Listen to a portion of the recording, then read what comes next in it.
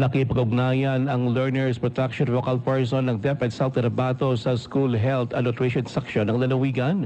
Ito ayon kay DepEd South Cotabato Legal Officer Attorney Niel Bian ay para matulungan ang mga estudyante na umano ay biktima ng pangmamolestya ng kanilang guro. Ayon kay Bian, ang nasabing mga estudyante ay sila sa ilalim sa psychological intervention at guidance counseling. Para mas matulungan pa, ayon kay Bian, in-refer din sa mga licensed na guidance counselor ang mga anyay biktima. Ito ay kay Bian ay ginagawa ng DepEd sa pakipag-ugnayan din sa mga lokal na social workers.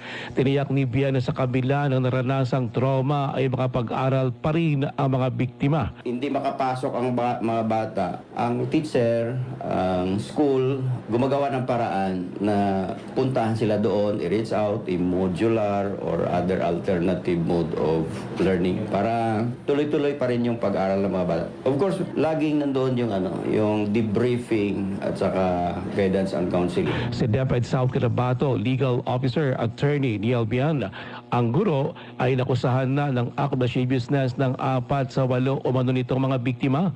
Ayon kay mga Police Chief Lieutenant Colonel Robert Lagitaw, handa rin mag-file ng kaso sa kanilang guro ang 4 pang mga minor na estudyante. Ruel Usano, NDPC, Bida Balita.